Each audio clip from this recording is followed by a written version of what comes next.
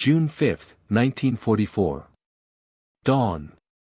A Spanish man sat alone in a London safe house, composing the most important message of his life.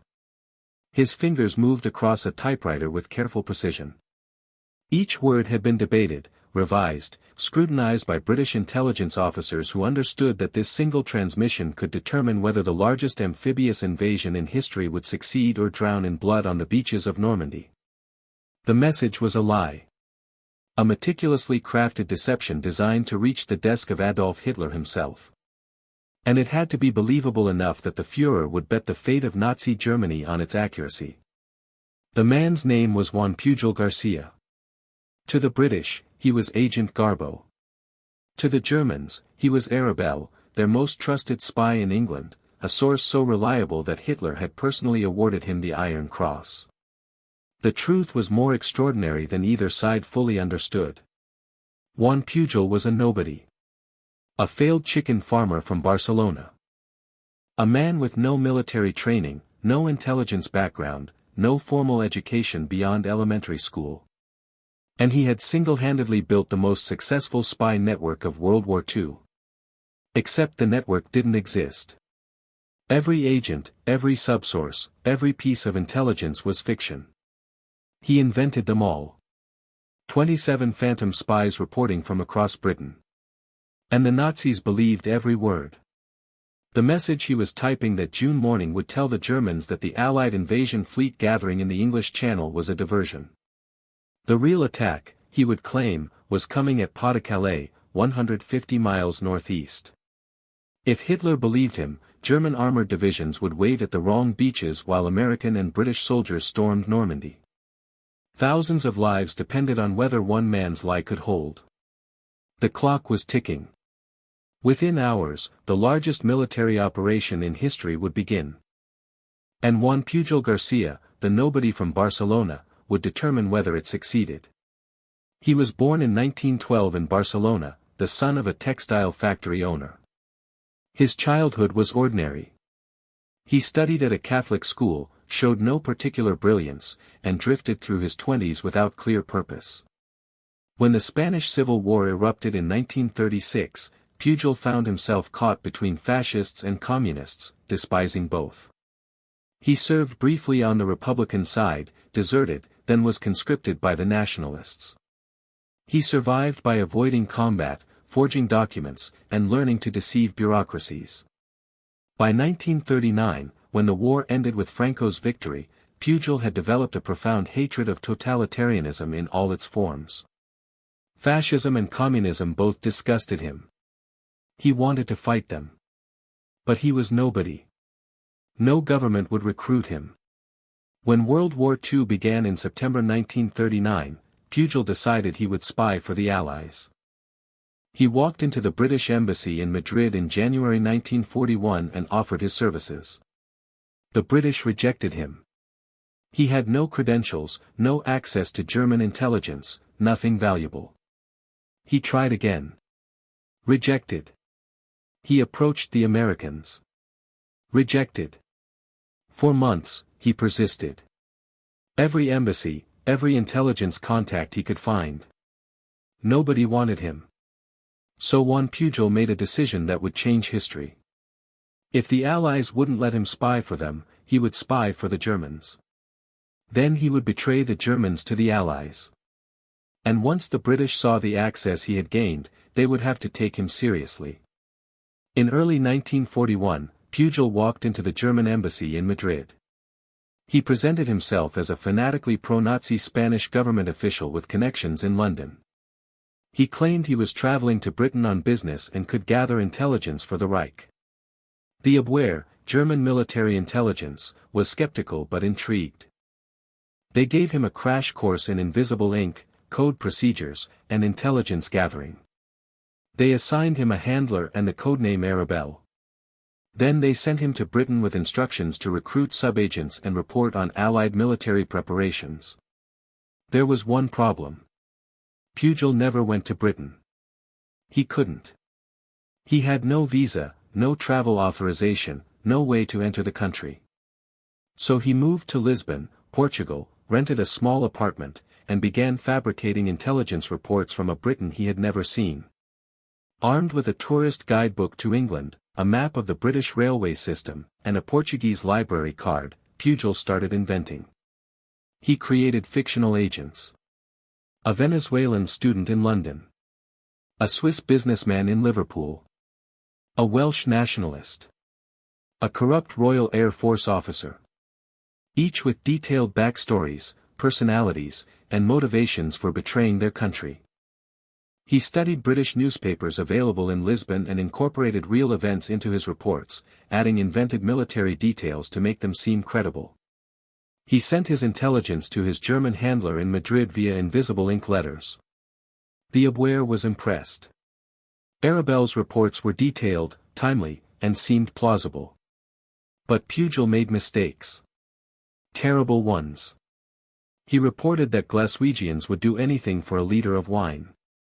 Any British intelligence officer would know that Scots drank whiskey, not wine, and that rationing had made such luxuries nearly impossible to obtain. He described convoys sailing from Liverpool to Malta. Geography made this absurd, such convoys would sail from Gibraltar. He confused military units, misidentified equipment, and fabricated troop movements that made no strategic sense. The Abwehr didn't notice. Or if they did, they explained away the errors as minor confusion from an enthusiastic amateur. ARABEL's information kept flowing. Berlin wanted more. Pujol panicked. He was running out of guidebook material. In Britain, however, intelligence analysts were noticing something strange. German radio intercepts revealed that the Abwehr had a spy in Britain sending regular reports. The problem was, the reports were obviously fake. Whoever this agent was, he had never set foot in Britain. MI5, British counterintelligence, became obsessed with identifying him. Not to arrest him, but to recruit him. If the Germans trusted this faker, he could be an incredibly valuable double agent. In February 1942, MI5 finally traced ARABEL to Lisbon and identified him as Juan Pujol García, the same man who had repeatedly begged the British embassy for work. The same nobody they had rejected a year earlier. MI5 dispatched an officer to Lisbon. They offered Pujol exactly what he had wanted all along, a chance to fight fascism. In April 1942, Pujol and his wife were smuggled into Britain. MI5 gave him a new codename, Garbo, after the actress Greta Garbo, because he was the greatest actor in the world. They assigned him a handler, Tomas Harris, a brilliant MI5 officer who would become Pujol's partner in deception. Together, they would transform ARABEL's amateurish lies into a weapon that would help win the war. The plan was elegant. Pujol would continue sending intelligence to the Germans, but now MI5 would control every word. They would feed the Abwehr a mixture of true but harmless information and strategically crafted lies designed to mislead German military planning. Over the next 2 years, Pujol and Harris expanded the fictional spy network into an elaborate theater production. The original phantom agents recruited sub-agents. The sub-agents recruited contacts. By 1944, Pujol was supposedly running 27 agents across Britain, each with code names, cover stories, and communication methods. There was Agent 3, a Venezuelan student who recruited Agent 3-1, a Greek communist seaman, who in turn recruited Agent 3-2, a British military officer. There was Agent 4, a Gibraltarian waiter, who recruited Agent 4-1, an American sergeant stationed in London. None of them existed. All were created by Pujol and Harris, sitting in a London office, typing elaborate intelligence reports full of invented conversations and fabricated documents. The genius of the Garbo network was its realism. Agents got sick. They demanded more money. They complained about expenses. They had personal dramas. Agent 7, supposedly a Welsh nationalist, died suddenly, and Pujol had to invent a widow who would continue his work motivated by grief and financial need. When one phantom agent reported seeing a convoy leave Liverpool heading for Malta, a geographic impossibility, Pujol killed him off. He sent a message to Berlin reporting that the agent had died of illness. The Abwehr sent condolences. They believed the network was real because it behaved like a real network, messy, human, flawed. The Germans loved ARABEL. His intelligence was so detailed, so consistent, that the Abwehr began paying him enormous sums of money, over £340,000 during the war, the equivalent of millions today. Pujol and MI5 pocketed the funds to finance other operations. Berlin promoted him. Senior officers in the Abwehr staked their reputations on his credibility. By late 1943, Hitler himself was reading ARABEL's reports. The Führer trusted him. This trust would be tested on the most important day of the war. By early 1944, the Allies were preparing for Operation Overlord, the invasion of Nazi-occupied France. The chosen landing site was Normandy, a stretch of beaches in northwestern France. But the Germans did not know this. Hitler and his generals expected the invasion at Pas-de-Calais, the narrowest point of the English Channel, the shortest route to Germany, the most obvious target. Allied intelligence worked desperately to reinforce this belief. They created Operation Fortitude, an elaborate deception plan designed to convince Hitler that the real invasion would hit Calais. Fake armies were assembled in southeastern England. Dummy tanks, inflatable planes, and fake radio traffic created the illusion of massive forces preparing to strike across the narrowest point of the Channel. George Patton was placed in command of this phantom army, because German intelligence knew Patton was America's most aggressive general. If Patton was in the southeast, the Germans reasoned, that's where the attack would come. But deception operations required credibility. The Germans had to hear the story from sources they trusted. That's where Garbo became indispensable. In the months before D-Day, Pujol's network sent over 500 messages to Berlin. Carefully curated intelligence indicated that while some Allied forces were gathering in the southwest, the real buildup was in the southeast. Entire divisions were supposedly massing near Dover. Garbo's agents reported seeing Patton inspecting troops, observing landing craft, reviewing invasion plans. Every detail reinforced the Calais narrative. The Abwehr swallowed it whole. Berlin sent urgent orders to reinforce Pas-de-Calais. The 15th Army, Germany's most powerful defensive force in France, was positioned to defend the wrong beaches. June 5, 1944. D-Day was scheduled for the following morning. Pujol and Harris knew their final task. Once the invasion began, the Germans would realize Normandy was the target. They would start moving reinforcements from Calais to Normandy. If those divisions reached the beaches within 48 hours, they could crush the invasion. The Allies needed those German divisions to stay at Calais. So Garbo would have to convince Berlin that Normandy was a diversion. That the real attack was still coming at Calais. And he would have to do it at the exact moment when such a claim would seem insane. Pujol composed his message with extraordinary care. He reported that his network had just uncovered critical intelligence. The Normandy landings were indeed happening, but they were a feint, designed to draw German reserves away from Calais. Once the Germans committed their reserves to Normandy, the real invasion, a far larger force commanded by Patton, would strike at Calais and smash into an undefended sector. Garbo urged Berlin not to fall for the trap. Hold the 15th Army at Calais. Do not send reinforcements to Normandy. The real battle is still coming. The message was transmitted to Madrid early on June 9, 3 days after D-Day. It reached Berlin the same day. What happened next astonished even MI5. Hitler read the message. He believed it. On June 10, the Führer personally ordered the 15th Army to remain at Pas-de-Calais and prepare for the main Allied assault. Over 150,000 German soldiers, an entire army, stayed frozen in place while the Allies consolidated their foothold in Normandy. Those divisions never arrived. By the time Berlin realized Normandy was the real invasion, it was too late. The Atlantic Wall had been breached. Allied forces poured into France. The liberation of Europe had begun. Historians estimate that Garbo's deception saved tens of thousands of Allied lives. If the 15th Army had reached Normandy in the first week of June, the invasion could have failed. The war might have dragged on for another year or more. Dwight D. Eisenhower, Supreme Commander of Allied Forces, later said that Garbo's contribution to D-Day was decisive. Without him, the outcome would have been far more uncertain and far bloodier. In July 1944, the Germans awarded Juan Pujol García the Iron Cross, one of Nazi Germany's highest military honors, for his exceptional intelligence work on behalf of the Reich. He never collected it in person. A few months later, in November 1944, King George VI awarded him the Member of the Order of the British Empire. He was one of the few people in history to receive military decorations from both sides in the same war. And neither side knew he was deceiving both. But the war had taken a toll. By 1945, Pujol was exhausted.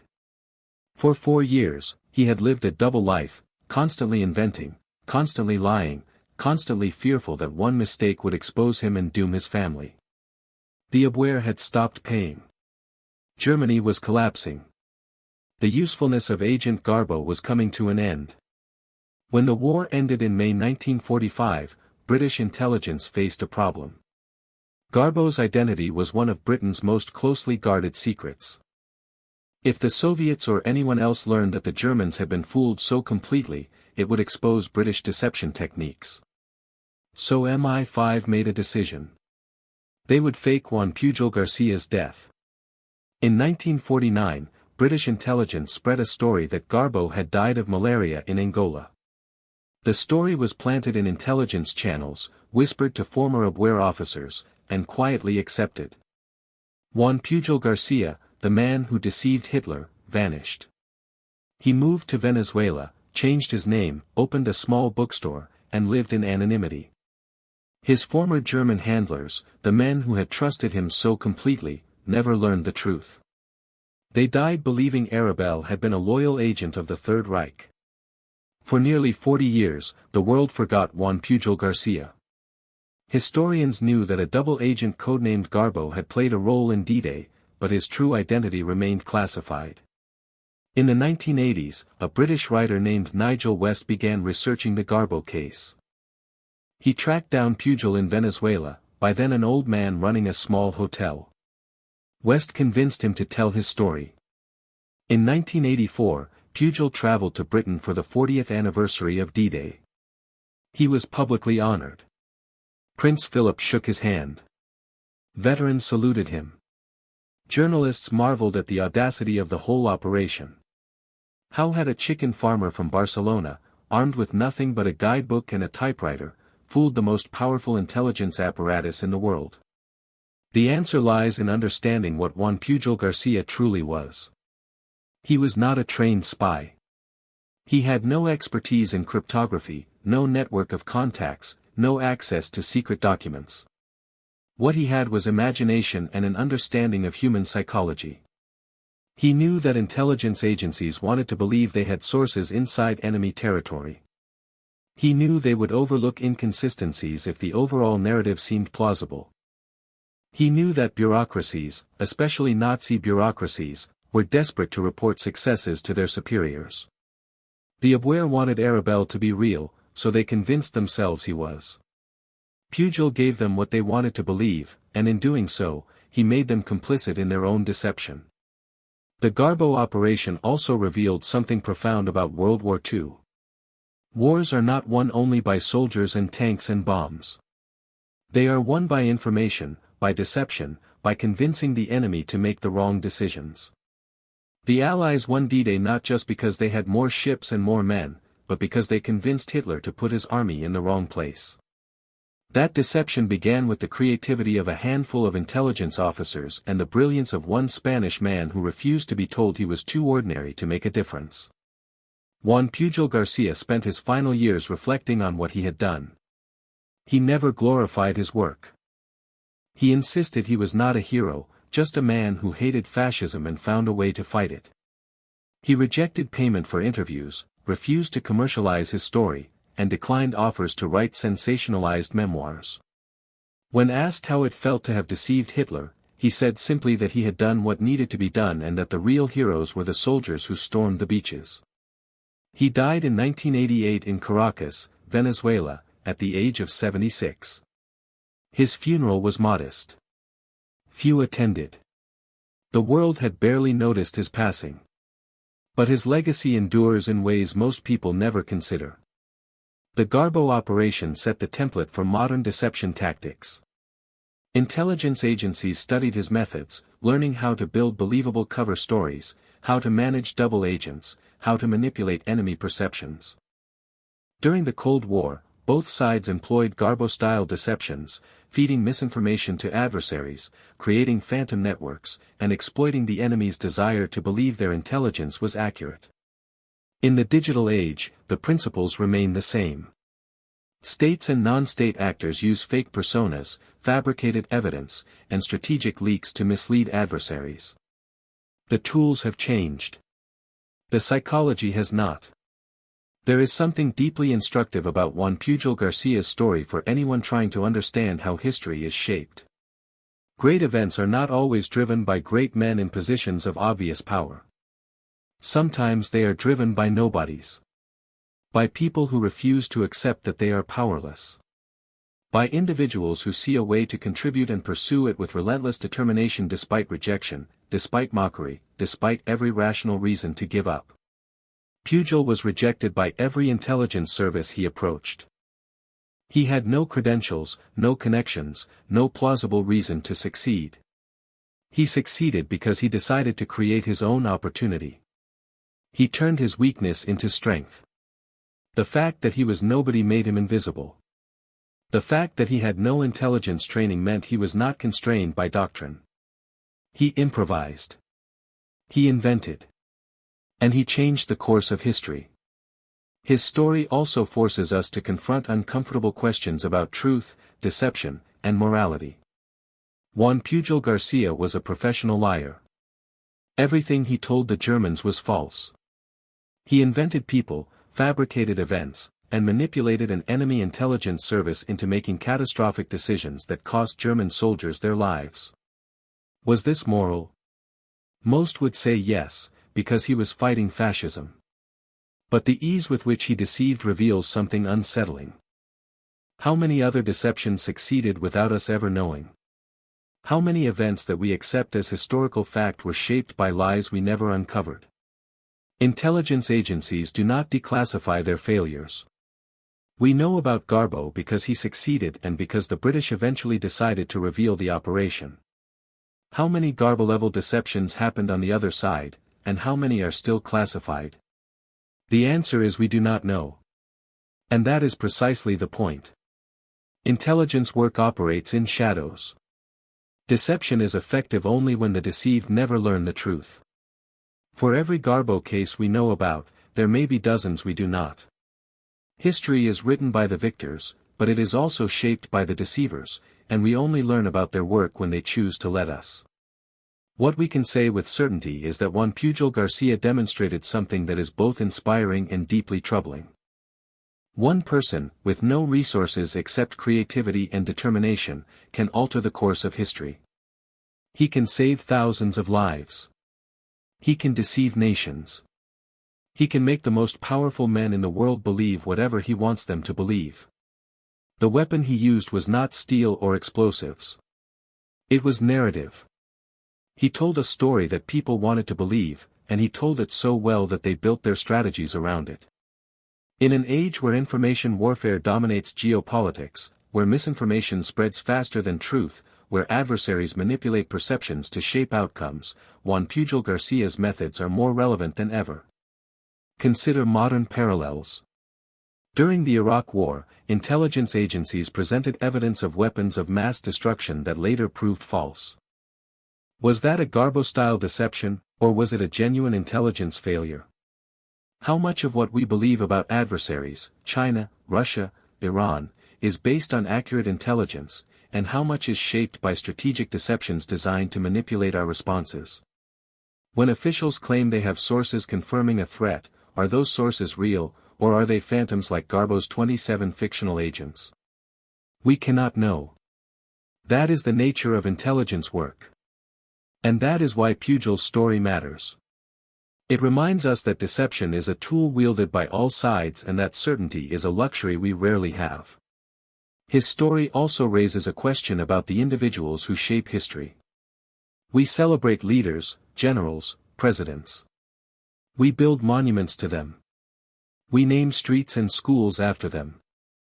But the men and women who work in shadows, who manipulate outcomes without recognition, who risk everything for causes that will never publicly acknowledge them, those people are written out of the narrative.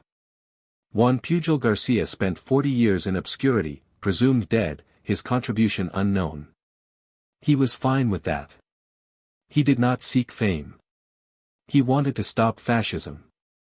When fame finally found him in his 70s, he accepted it with quiet dignity, gave a few interviews, and returned to his bookstore in Venezuela. He was not a glory seeker. He was a man who saw evil and decided to fight it with the only weapons he had. Imagination. Deception. And an unshakable belief that one person could matter. That belief is the final lesson of his life. We live in an era where individuals often feel powerless, where massive systems, corporations, governments, algorithms seem to control outcomes beyond our influence.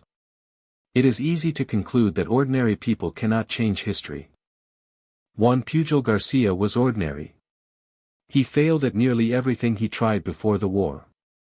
He had no special skills, no elite education, no powerful patrons. What he had was the refusal to accept that he was irrelevant.